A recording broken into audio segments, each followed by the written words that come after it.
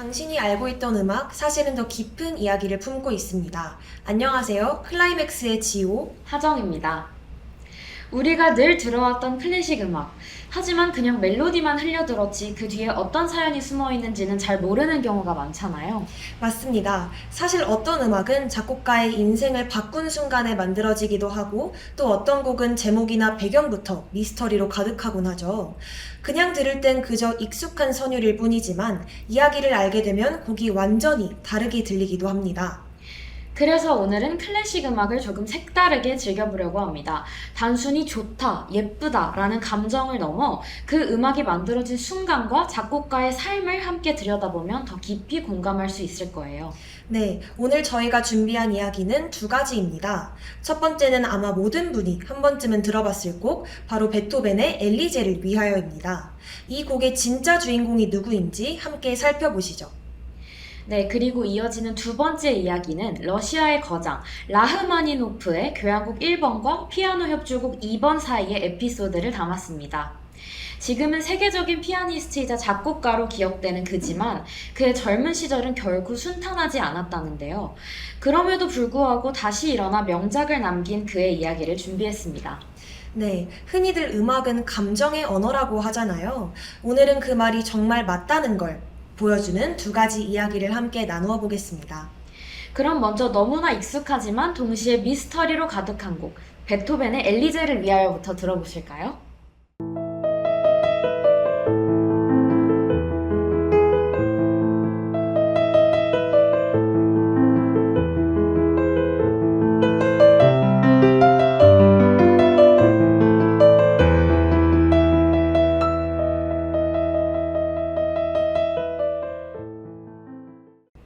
지금 흘러나오는 이 곡, 하정씨 이 노래 제목 아시나요? 베토벤의 엘리제를 위하여 아닌가요? 맞습니다. 베토벤의 대표적인 피아노 곡으로 알려진 엘리제를 위하여는 정말 대중적인 클래식 음악이죠. 많은 어린이들이 피아노 학원에서 배우는 곡이기도 합니다. 저 또한 어렸을 때 피아노 학원에서 배웠던 기억이 있고요. 맞아요. 정말 이 노래를 한 번도 안 들어본 사람은 아마 없지 않을까 싶습니다. 카페의 배경음악으로도 쉽게 들을 수 있고 드라마와 영화에서도 감정적인 장면을 장식하는 단골 손님처럼 등장하죠. 네, 그런데 하정씨, 이 곡의 제목이 엘리제를 위하여가 아닐 수도 있다는 사실 알고 계셨나요? 엘리제를 위하여가 아닐 수도 있다뇨? 저는 처음 들어보는 이야기인데요. 놀랍게도 이 곡은 베토벤이 살아있을 때 발표된 곡이 아닙니다. 그래서 이 곡의 제목도 베토벤이 붙였는지조차 확실하지 않다고 합니다. 우리가 너무도 익숙하게 부르는 엘리제라는 이름이 사실은 잘못 전해진 결과일 수도 있다는 거죠. 정말 충격적이면서도 흥미로운데요. 좀 더 자세히 설명해 주세요. 네, 우선 엘리제를 위하여라는 곡에 대해 간단히 설명을 드려보겠습니다. 엘리제를 위하여는 1810년에 작곡된 것으로 추정되고 이 곡의 정식 명칭은 A단조의 바가텔 59번입니다. 바가텔은 프랑스어 아닌가요? 프랑스어로 사소한 것, 하찮은 것이라고 알고 있어요.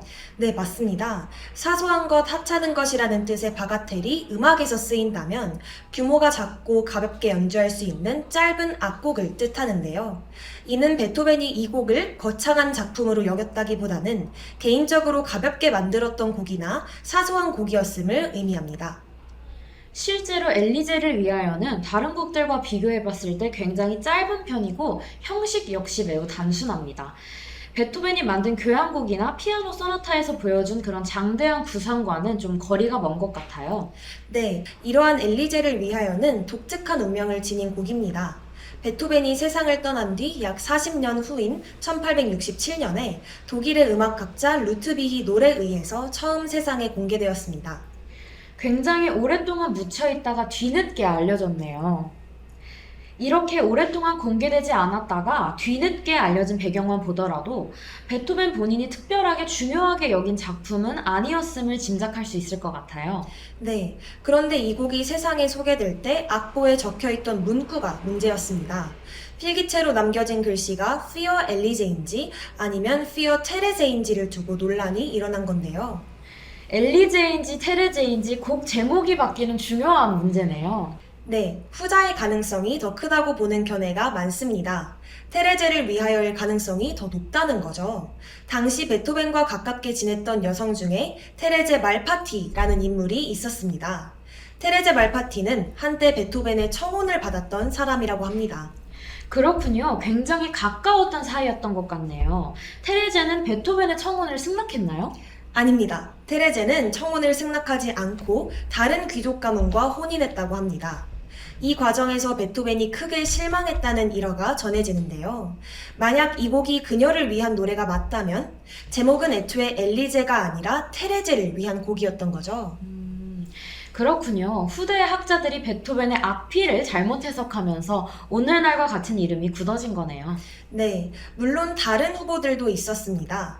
소프라노 가수 엘리자베트 르에켈은 베토벤과 같은 시기에 빈에서 활동하며 친분을 쌓았던 인물인데요. 그녀가 엘리제라는 애칭으로 불렸을 가능성도 있다고 합니다. 또 다른 학자들은 피아니스트였던 엘리제 바란스펠츠가 곡의 주인공이었을 수도 있다고 합니다. 많은 후보들이 있네요. 하지만 확실한 증거가 없는 이상 엘리제의 정체는 여전히 미스터리로 남게 되는 것 같습니다. 네, 맞아요. 근데 하정씨, 엘리제를 위하여는 음악적으로 어떤 노래인가요? 제가 한번 설명을 드려보자면 음악적으로 살펴보면 이 곡은 단순하면서도 매혹적인 선율로 이루어져 있습니다. 엘리제를 위하여 하면 떠오르는 그 모두가 아는 그 주제 선율은 단음계적이고 가벼운 리듬을 바탕으로 하지만 중간부에서는 갑작스러운 전조와 리듬 변화를 통해 감정의 파동을 드러냅니다. 마치 평온하게 시작된 감정이 어느 순간 흔들리고 격해졌다가 다시 원래 자리로 돌아오는 구조와 같죠. 와, 그냥 들을 때는 몰랐는데 하정님이 설명해 주시니까 이해가 갑자기 되는 것 같습니다. 어떻게 보면 베토벤의 내면적인 갈등 혹은 이루어지지 못한 사랑의 감정을 반영한다고 볼 수 있지 않을까요? 그럼요. 사실 음악은 해석을 하기 나름이니까요. 네, 이렇듯 엘리제를 위하여는 본래의 의도와 달리 대중문화 속에서 가장 사랑받는 클래식 곡 중 하나로 자리 잡게 됩니다. 하지만 그 배경을 들여다보면 제목부터 곡의 주인공이 누구였는지조차 확실하지 않고 베토벤 생전에는 세상에 나오지도 않았던 작은 소품과 같은 곡이죠.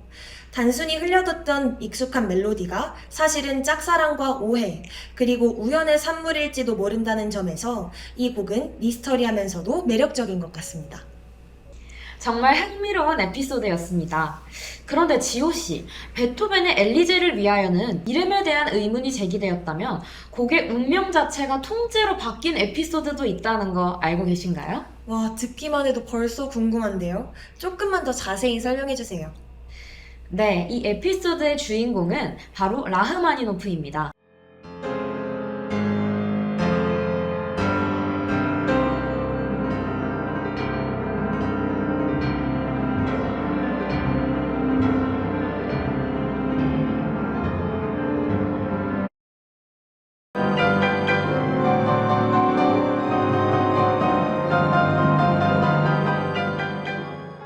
러시아 출신의 작곡가인 세르게이 라흐마니노프는 오늘날 피아노 음악의 거장으로 잘 알려져 있죠.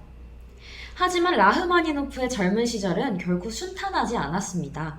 특히 교향곡 1번의 실패는 그의 삶과 음악 인생을 송두리째 흔든 사건이었습니다. 피아노의 거장 라흐마니노프의 인생은 대단한 천재처럼 모든 게 잘 풀린 인생일 거라고 생각했는데 순탄하지 않았군요. 교향곡 1번에는 대체 어떤 일이 있었던 건가요? 1897년 라흐마니노프가 24살 때 그는 심혈을 기울여 완성한 교향곡 1번을 러시아 상트페테르부르크에서 초연했습니다. 그러나 그 무대는 참담한 결과로 끝나고 말았습니다. 이 연주의 지휘를 맡았던 사람은 당시 저명한 음악가 알렉산드르 글라주노프였습니다. 저명한 음악가가 지휘를 맡았으면 연주의 퀄리티가 더 올라갈 것으로 예상이 되는데 왜 연주가 실패했나요?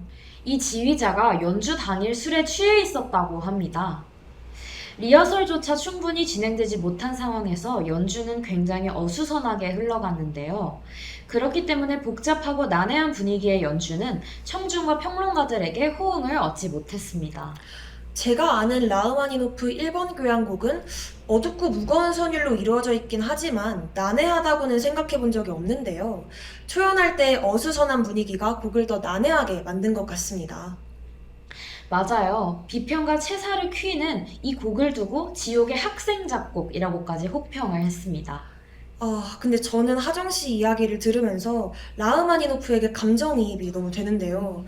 제가 MBTI가 F라서 내 피땀 눈물을 갈아 넣어서 만든 작품을 세상에 공개하는 날, 술에 취한 지휘자 때문에 내 발표회가 망쳐지는, 게다가 사람들이 내 작품을 이해해주지 못하고 혹평만 한다면 너무너무 우울하고 무력할 것 같아요. 물론 내 잘못으로 망쳐진 건 아니긴 하지만 저였다면 다시 사람들 앞에서 작품을 발표할 용기를 내는 게 너무너무 힘들 것 같습니다.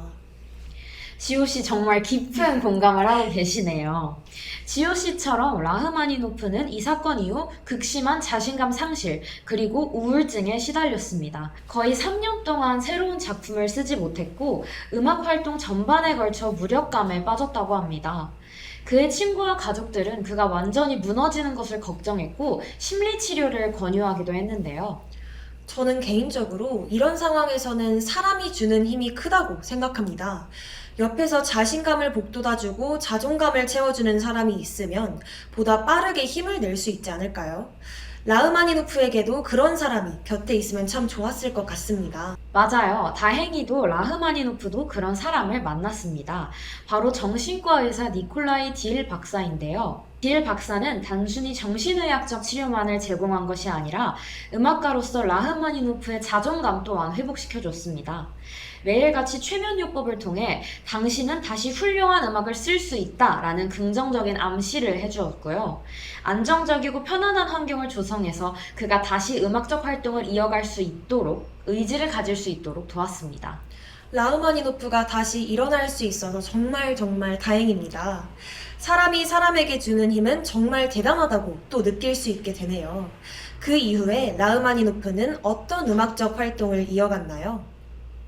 네, 치료 이후 라흐마니노프는 다시 곡을 쓰기 시작했습니다. 그 이후 처음으로 완성한 곡이 바로 피아노 협주곡 2번인데요. 이 작품은 1901년 모스크바에서 초연되었습니다. 정말 다행히도 이때는 청중과 평론가들로부터 열광적인 반응을 얻었어요. 특히 1악장의 묵직한 화음으로 시작해 점차 고조되는 긴장감, 2악장의 서정적이고 깊은 선율, 그리고 3악장의 힘차고 웅장한 클라이맥스는 청중에게 압도적인 인상을 남겼습니다. 한 번의 실패 이후 이를 바로 극복하고 큰 성공을 거두다니 한편의 드라마 같습니다. 이 협주곡 2번은 라흐마니노프의 명성을 회복시켰을 뿐만 아니라 이후 그가 세계적인 거장으로 성장하는 발판이 되기도 한 거네요. 맞습니다. 음악적으로 볼 때 협주곡 2번은 단순히 아름다움 이상의 의미를 지닌다고 할 수 있죠. 절망의 끝에서 다시 일어선 인간의 의지와 회복력을 상징하는 작품입니다.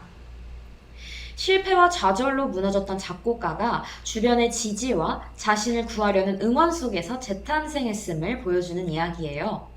그래서 이 곡은 단순히 러시아 후기 낭만주의의 걸작일 뿐만 아니라 듣는 사람에게도 위로와 영감을 가져다주는 그런 음악입니다. 라흐마니노프의 교향곡 1번이 실패로 끝난 건 사실이지만 이러한 실패가 없었다면 교향곡 2번이라는 걸작도 없었을 것이고 피아노의 거장으로서 다시 일어난 라흐마니노프도 없었을 거라고 생각해요.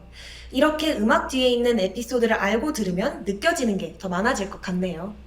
오늘은 엘리제를 위하여의 숨겨진 주인공 논란부터 라흐마니노프가 좌절 끝에 다시 일어서게 된 이야기까지 함께 들어봤습니다. 네, 그냥 흘려듣던 익숙한 선율이 사실은 짝사랑의 흔적이거나 혹은 잘못 해석된 필기체에서 비롯된 이름일 수도 있다는 사실 정말 흥미롭지 않으셨나요? 그리고 라흐마니노프의 이야기는 우리에게 큰 울림을 주는 것 같아요.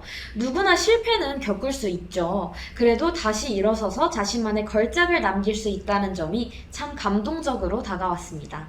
맞습니다. 클래식 음악은 단순히 오래된 예술 작품이 아니라 결국 한 사람의 삶과 감정이 고스란히 담긴 기록이라고 생각해요.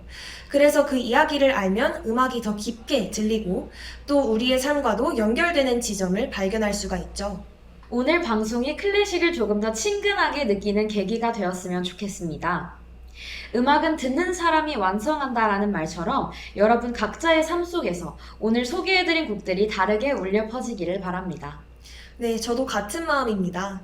오늘 함께한 이야기가 작은 위로가 되거나 혹은 클래식을 더 즐기고 싶은 마음을 불러일으킨다면 그것만으로 충분한 의미가 있을 것 같습니다. 저희는 다음 시간에도 또 다른 음악과 이야기를 준비해서 찾아올게요. 지금까지 클라이맥스의 지호 하정이었습니다. 감사합니다.